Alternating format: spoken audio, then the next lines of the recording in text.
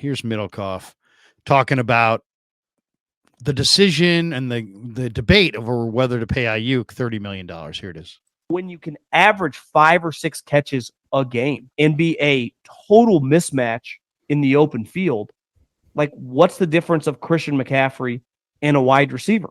And the reality is the only difference is he's cheaper even with a big raise because he's going to make $19 million for the next several years. Well, Brandon Aiyuk is currently begging essentially for $30 million a year. I like Brandon Aiyuk a lot. He is a winning football player. He's a really good player. But on the 49ers, he'll probably never have more than 80 catches a year. So are you going to pay $30 million a year for a guy whose production, while good, is never going to be Amon-Ra St. Brown, who I think over the last couple of years has averaged over 110 catches a year? Does it make sense to break the bank when I'm never going to play like that as an offense if I'm Kyle Shanahan? What do you think?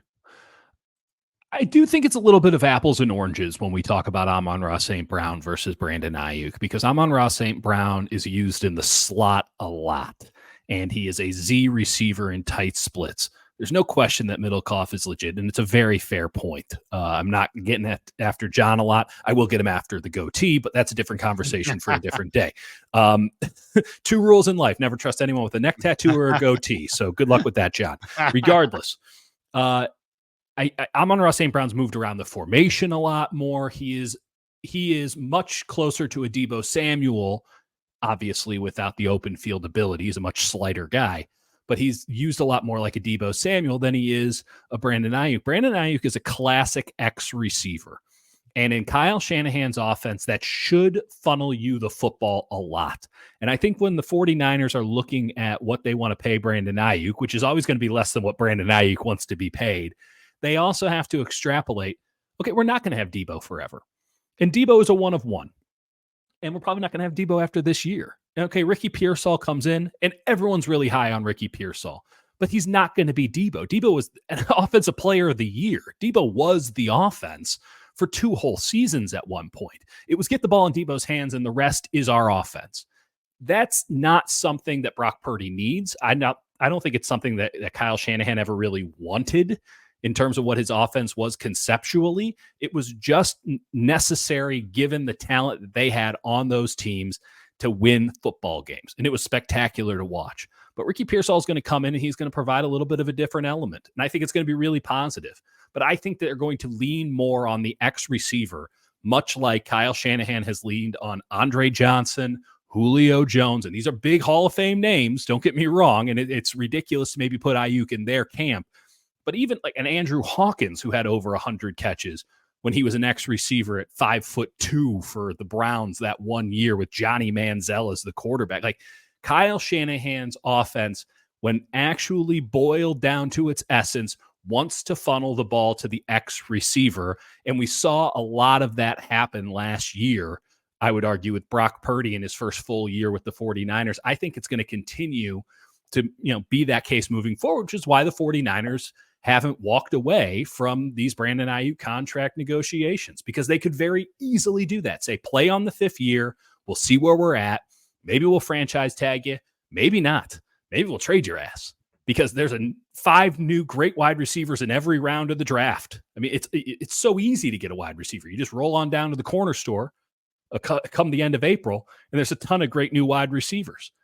They haven't done that, even though they're going to be up against the cap, because they know that having a true X that they can trust day in, day out, like a Brandon Aiyuk, who's going to do the little things required to execute a Kyle Shanahan offense at a high level, you can't just draft those guys.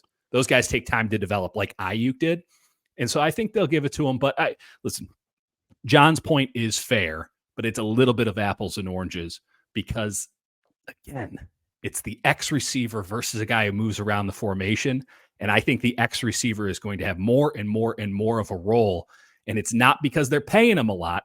It's because the other guys around him, a Christian McCaffrey, even though he's now signed longer, but who knows how many more miles are left on those tires, a Deebo Samuel, who we all presume this is his final year here. The offense is going to change a little bit. I think it will be more and more of the ideal Kyle Shanahan offense in the future, because that's the offense Brock Purdy can run. And that means more and more of the X receiver. And the 49ers, just as much as Aiyuk, know that, hey, that's going to be a pretty important spot. We better pay that guy and have him locked down long term. It's just so interesting to see how the Niners view the value here. I mean, the Chiefs kissed off Tyreek Hill because they had Patrick Mahomes, and they're like, you know what, we're going to keep Mahomes, and we're not going to keep Hill, and I guess they've been vindicated because they've won the last two Super Bowls. But I mean, even I'd love to know. I'd love to know. Does Kyle Shanahan think that Brock Purdy's really, really special and he can make, average receivers good, or is he a believer that these weapons are making Brock special? Because I mean, we did see Brock in the playoffs connect with Chris Conley. Yeah. They just added Pearsall. They just added Cowing. Mm-hmm. He's thrown it a lot in big situations to Juwan Jennings. That's right. And you got other guys here. You got Tay Martin. You got Trent Taylor. You got Danny Gray, who's people are telling me he's having a good offseason. There's Ronnie Bell. There's Juwan Jennings. There's Deebo. There's Pearsall. There's Cowing. There's just so many receivers on this team. I guess my question would be this. If it came right down to it, now Albert Breer says they're going to get it done, that the AAV is going to be about $29 million. Mm-hmm. So Mike Silver says that the Niners offer right now is right around $26 million. I don't know that that's true, but let's just say that is true. Okay. Let's say the Niners are offering $26 million. And let's say Aiyuk is just absolutely steadfast and his agent's absolutely steadfast. We need to get to 30. Mm-hmm. It seems like the Niners are a team that value their guys and more than other teams, where other teams are like, you know what? They love paying dudes. Tyreek Hill, beat it. We got Mahomes. We'll figure it out. And so they chased away Tyreek Hill. Tyreek Hill's a better receiver. There's a culture element there too, though, Larry. And Brandon Aiyuk has been nothing but a good soldier, whereas Tyreek Hill's out here pushing plus size Instagram models as part of his football camp. I mean, okay, maybe there's a certain level. Clearly, the Chiefs have replaced headaches with headaches, but they're still part of that. This is a team that had Kareem Hunt as well, but they, maybe there's an off-field element to this thing. But let's just say that Aiyuk says there'll be no compromise. Mm-hmm. You're either going to pay me $30 million. And the Niners said, you know what, Brandon, there'll be no compromise on our end. We've offered 26. And if you don't want to play for 26, you can play for 14 and we'll revisit this next year. Yeah. What do you do? You're John Lynch. You got teams left and right calling you with trade offers. Mm-hmm. And I really believe there would be several out there because I think Aiyuk's that good. And you either have to pay him 30 or you can let him play on the 5th-year option and take the chance that he doesn't become a negative influence in the locker room and kind of ruin your whole thing from within. Right. How are you playing your hand of cards if you're Lynch? You paying him the 30 or are you inflicting the 14.1 on him or are you trading him? I have no problem if the 49ers want to walk away and make him play on the 5th-year option because they have the recourse of franchise tagging him twice. And over the course of the next year, as I alluded to like an hour ago, a lot of stuff can change. And the overall outlook for this team could feel very different. If they go out and just suck and lose 9 games this year, which is pretty ridiculous when you think about it today, but is by no means out of the realm of possibility in the modern NFL, that is going to irrevocably change the overall outlook for this team. And at that point, you're going to be thinking to yourself, well, let's go take a look at what Mr. $30 million wanted to do when we paid him half. And let's see if we, want to even consider that. Maybe Brandon Aiyuk does well for himself there. Maybe he doesn't. I would be more interested in what Deebo Samuel does this upcoming season as it pertains to Brandon Aiyuk, because you are having to give up Deebo Samuel to sign Brandon Aiyuk.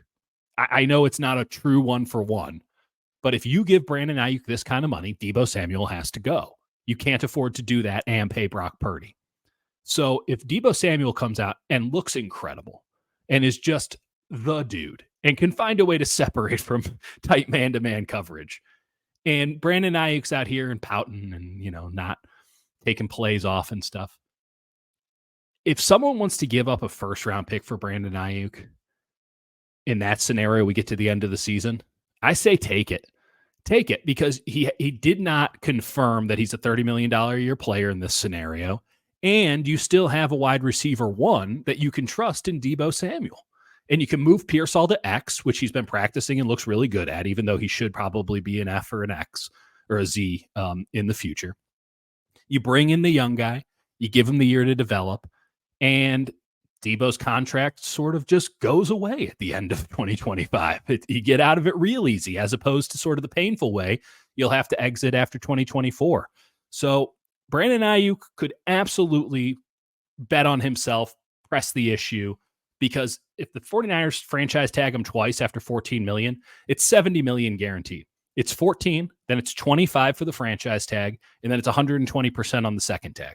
That's $70 million in fully guaranteed money if he wants to bet on himself year in and year out, go full Kirk Cousins, and the 49ers don't give him the 5-year deal or the 6-year deal that he's looking for with serious guaranteed money. And I could totally understand the 49ers not wanting to do that, given the inflation that wide receivers are getting right now, and the fact that you can make an argument, as Middlecoff did, and I think it's a fair one, even if it is a bit apples to oranges, that like this guy is not on the same level as some of the dudes who just got the money that they got.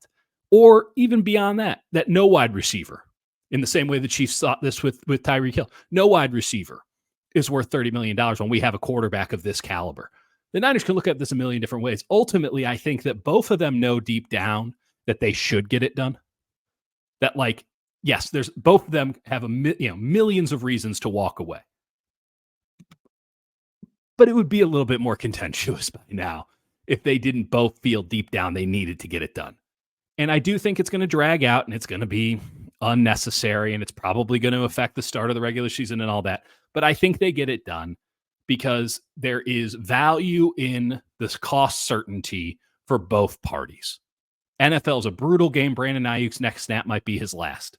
For the 49ers, man, like, just knowing what Brandon Aiyuk costs, knowing what your number one receiver costs going into the next 5 years is incredibly valuable information when you're considering paying Brock Purdy double that per year. Like, you got like 40% of your salary cap gone. It'd be nice to know what percentage that is to the exact number when you're offering Brock Purdy new deals. I think that both parties need to get it done, but ultimately they both have the leverage to walk away from this thing. And that's where the true power in all negotiations lie. Who can walk away and feel better about it? And I think both parties could. So I think it's going to drag out for a while. As Butthead notes, could you trade Aiyuk for a decent OT to improve the offensive line? A lot of people have thrown out like trade for Tristan Wirfs. Why would Tampa Bay need another wide receiver? That's the thing that they're good at. Yeah, I mean, you'd have to. I mean, if I think, first of all, if the Niners wanted to trade Brandon Aiyuk, somebody said Green Bay. They're not sending him to Green Bay. I mean, no, they'll send him to the AFC. They'll send him to the AFC. But if you look at the AFC, I could make a strong argument that the Jets could want him, the Pats could want him, the Bills could want him, the Ravens could want him, the Bengals could want him, the Browns could want him, the Steelers could want him, the Colts could want him, the Titans could want him, the Raiders could want him, the Chargers should want him, Kansas City absolutely should. I mean, there are a bunch of teams in the AFC that could easily come knocking. I like Aiyuk. I think he's a good player, but I think the Niners get too wed to their big name guys, and if they can't make it work, I would not force him to play on the 5th-year option, and I would not give in to him. I would make the best trade I could make and get down the road. And you're talking before got a lot of this receivers. season. Yeah, absolutely. That's a big hit for their Super Bowl chances, though. I mean, that's the killer. Depending on what you get. What if you could trade him to the Raiders for Devontae Adams? I mean, I'm not even. He's younger than Devontae. Yeah. Devontae, now was that's there, all you're getting is what, I don't know if 1 or 2 years of either. Devontae Adams, who, let's be honest, there's a reason that the Raiders are looking for a Brandon Aiyuk. It's because Devontae Adams hasn't been very good. Yeah. If you get Michael Mayer in addition, I'm down with that. There. I'm down with that. But now, now we're talking about stuff that kind of fully changes the outlook of not just the 25 and beyond Niners. We're talking about something that irrevocably changes a team 37 days. If they were to do that trade today, it might even still be too close for comfort to the regular season, much less in training camp or in the regular season before, anything is started. This team, listen, they could have very easily, given everything that I've heard, gotten off of Deebo Samuel for this upcoming season. It would have probably been easier. They wouldn't have to take the same haircut that they'll take next year. They would have had a nice, solid package. They could have moved on. Here's your future. We're going with Pearsall in this spot. But they didn't do that because they want to win the Super Bowl. And trading Deebo Samuel, even if you love Ricky Pearsall, is going to make your team shittier. You are not as good of a team if you don't have Deebo Samuel on your team.